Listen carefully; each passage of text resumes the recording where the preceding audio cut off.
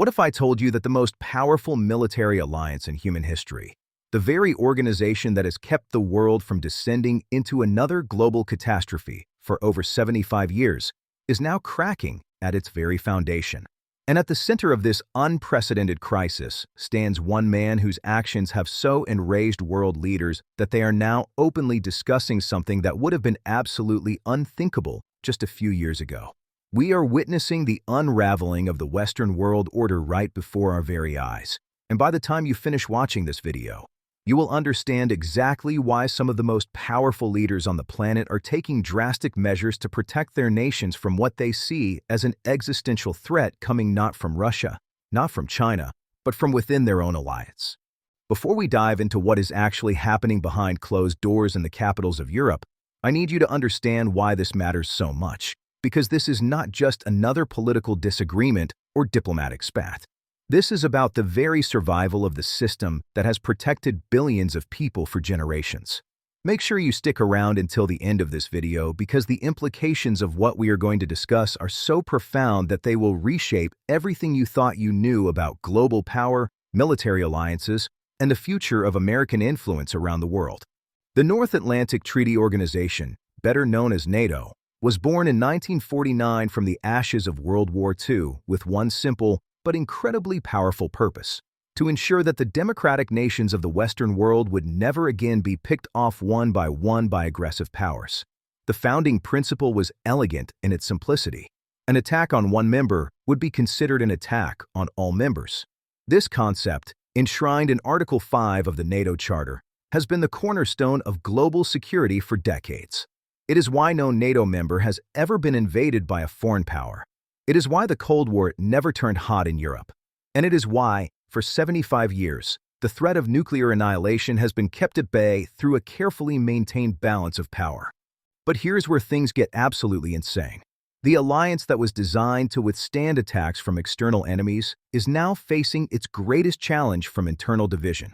And this division did not happen overnight.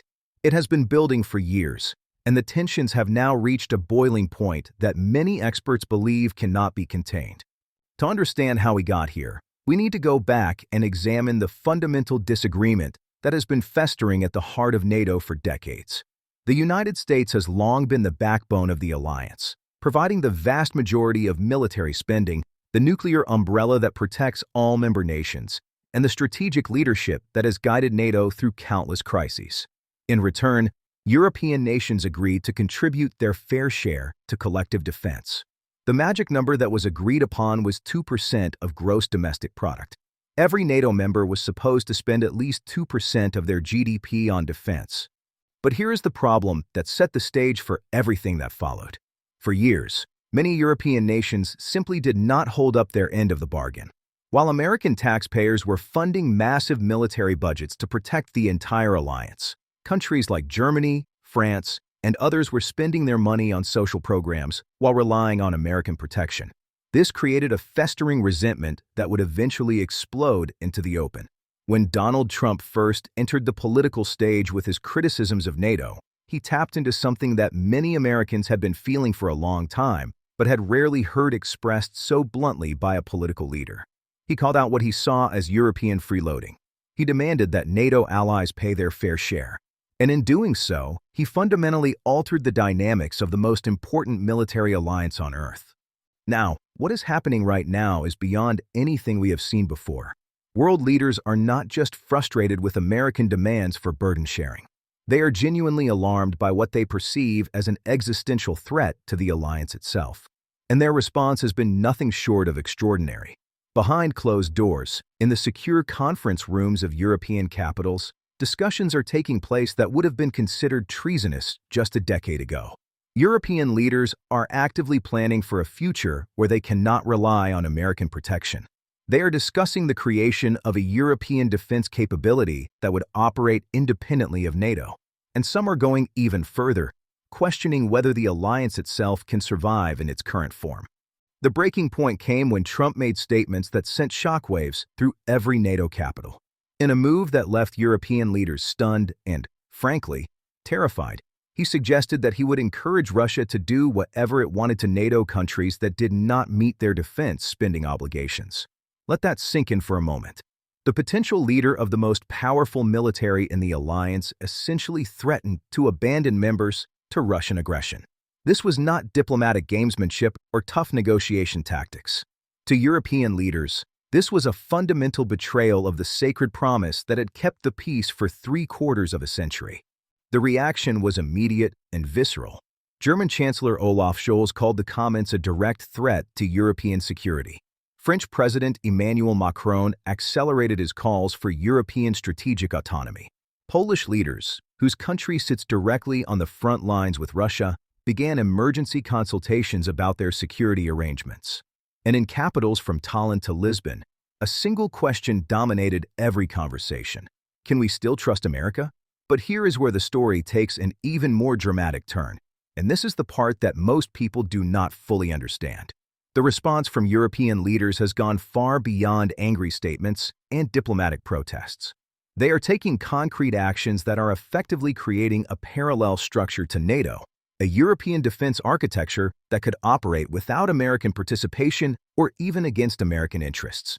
France has been at the forefront of this movement, and to understand why, you need to understand the unique French perspective on European defense. France has always maintained a degree of independence from NATO, famously withdrawing from the military command structure under Charles de Gaulle and only fully reintegrating in 2009. This independent streak means that France has both the mindset and the military capability to lead a European defense effort that does not depend on Washington. Macron has been pushing for what he calls a European army, a fully integrated military force that would give Europe the ability to project power and defend itself without needing American approval or assistance. For years, this idea was dismissed as unrealistic, a French fantasy that would never gain traction among NATO allies who were perfectly happy under the American security umbrella. But the landscape has changed dramatically. Countries that once would have rejected any alternative to NATO are now listening very carefully to what Macron has to say.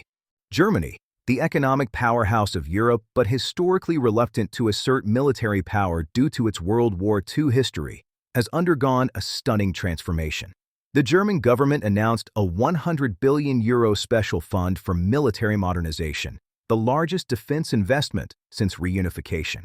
This is not just about meeting the 2% threshold anymore. This is about building a German military that can operate as a leading force in European defense with or without American leadership. And this brings us to the heart of what is really happening. European leaders are not just planning for the possibility that America might become an unreliable ally. Many of them have already concluded that the era of guaranteed American protection is over, regardless of who sits in the White House. Trump's statements and policies did not create this doubt. They simply accelerated a recognition that had been building for years. The European strategic class has come to understand that American interests and European interests are not always aligned, and that betting the security of 500 million people on the decisions of American voters is an unacceptable risk. This realization has led to discussions about the unthinkable. What would it mean to formally exclude America from European security planning? Now, I want to be clear about what is happening here, because this is where the nuance matters. We are not talking about European leaders literally voting to remove the United States from NATO. That is not how the alliance works. And such a dramatic step would be almost impossible to execute, even if there were political will to do so. What is happening is more subtle, but perhaps even more significant. European leaders are creating structures and capabilities that would allow them to make decisions and conduct operations without American participation. They are building redundant command systems, developing independent intelligence capabilities, and creating the industrial base needed to produce advanced weapons without relying on American technology transfers. In essence, they are constructing a shadow alliance within NATO that could function if the formal alliance structures become unreliable. The most dramatic example of this is the European Sky Shield Initiative, a massive project to create a continent-wide air defense system. While this project technically operates within the NATO framework, its real purpose is to give Europeans the ability to defend their airspace without depending on American assets. 19 European countries have signed on to this initiative, and the scale of the investment involved signals just how seriously European leaders are taking the threat of American abandonment. But wait, because this is where things get even more interesting. The European response to the NATO crisis is not unified, and the divisions within Europe itself are creating additional layers of complexity that most observers are not paying attention to. Eastern European nations, the countries that sit closest to Russia and face the most immediate threat, have a very different perspective than their Western European allies. Poland, the Baltic states, and other frontline nations do not have the luxury of waiting for Europe to build an independent defense capability. They need protection now, and they know that only America has the military power to provide it. This has created a strange dynamic where these countries are simultaneously furious at American unreliability and desperate to maintain American commitment to their security. Poland has responded by becoming one of the most militarized nations in Europe, spending nearly 4% of its GDP on defense and building an army that will soon be one of the largest in NATO. The Polish government has essentially decided that if it cannot rely on allies, it will build the capability to defend itself. This is an extraordinary development with profound implications for the balance of power in Europe. The contrast between Eastern and Western European responses reveals a fundamental divide that could reshape the continent. Western Europeans, protected by geography and centuries of relative stability, can afford to take a long view and build independent capabilities over time. Eastern Europeans face the immediate reality of Russian aggression and cannot wait for French and German defense industries to develop alternatives to American weapons. This divide is being exploited by all sides. Russia sees the NATO crisis as a strategic gift, an opportunity to drive wedges between Western powers that it could never have created through military action alone. Russian diplomatic and media efforts are focused on exacerbating divisions, amplifying European doubts about American reliability while simultaneously warning against European military independence. China is watching closely as well, drawing lessons about the durability of American alliances that will influence its calculations regarding Taiwan and the broader Indo-Pacific region. If America's oldest and most important allies cannot count on American protection, what does that mean for newer partners in Asia? This question is being asked in Tokyo, Seoul, Taipei, and Canberra, and the answers could reshape global power dynamics for generations. Now let me tell you what the mainstream media is not explaining properly about this situation. The crisis in NATO is not just about personalities or policy disagreements. It reflects a fundamental shift in the global balance of power that no diplomatic solutions can easily address. America is increasingly focused on the challenge from China, and the resources and attention required for Indo-Pacific strategy inevitably come at the expense of the European commitment. European leaders understand this, even if they do not say it publicly. The post-Cold War era, in which America served as the undisputed global hegemon providing security guarantees to allies around the world, is coming to an end. Not because of any single decision or leader, but because the distribution of global power is changing in ways that make such extensive commitments unsustainable. America simply cannot maintain military superiority in every region simultaneously while also addressing pressing domestic needs. This is the uncomfortable truth that underlies the NATO crisis. Even if American leadership changes, even if commitments are reaffirmed and relationships are repaired, the structural factors driving European insecurity will remain. The era in which Europe could outsource its security to America and focus on economic development is ending, and European leaders are only now coming to terms with what that means. The financial implications of this shift are staggering and will affect global markets for decades. European nations that have underinvested in defense for generations now face the prospect of massive military spending at a time when they are also dealing with aging populations, climate change investments, and the economic aftermath of recent crises. Where will the money come from? What programs will be cut? How will voters react to increased military budgets after decades of peace dividend expectations? Germany alone is looking at spending increases of tens of billions of euros annually to meet the new security requirements. Across Europe, the total additional defense spending needed to create genuine strategic autonomy runs into the hundreds of billions. This represents a fundamental reordering of fiscal priorities that will reshape European politics and economics for a generation. And here is something crucial that most analysts are missing. The defense industry implications of European military independence are enormous. For decades, European allies have been major customers for American defense companies.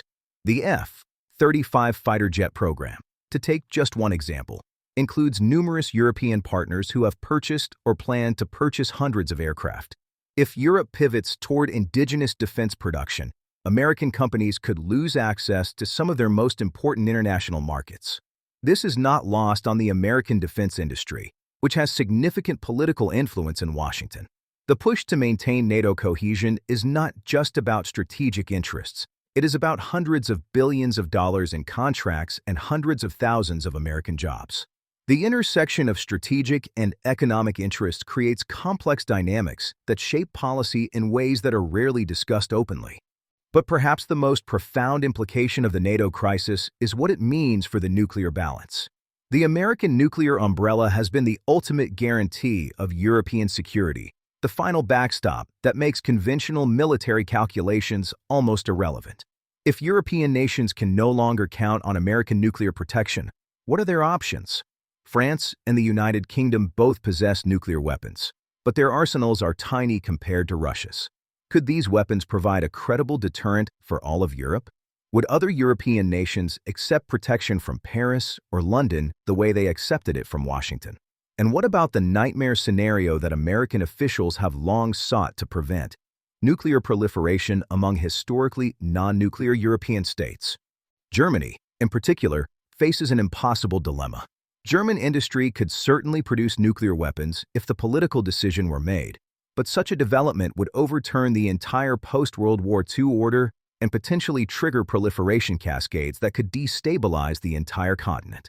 Yet the alternative, remaining non-nuclear in a world where nuclear protection cannot be guaranteed, is equally frightening.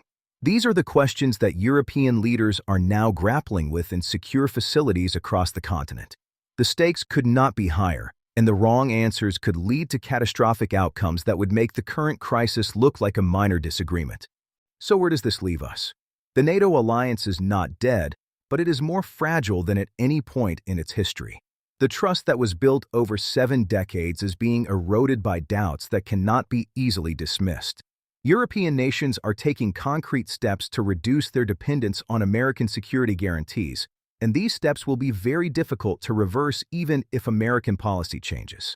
The irony is that American demands for burden sharing have succeeded beyond anyone's expectations. European defense spending is increasing dramatically. European military capabilities are being modernized. European strategic autonomy is becoming a reality. But this success has come at the cost of alliance cohesion, and the price may ultimately be paid in reduced American influence over European decision-making. For American viewers, this should be a moment of serious reflection. The alliances that have served American interests for generations were not charity. They were strategic investments that paid enormous dividends in terms of global influence, market access, and security.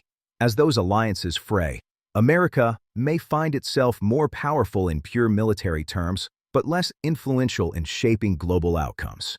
For European viewers, the challenge is equally profound. Strategic autonomy sounds appealing in theory, but the reality of providing for European security without American involvement is enormously expensive and strategically complex.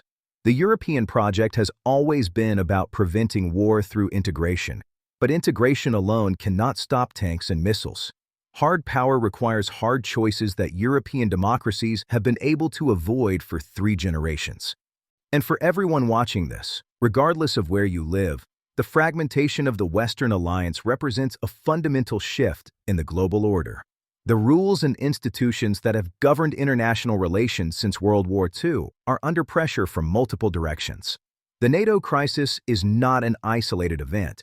It is part of a broader pattern of institutional erosion that will define this century.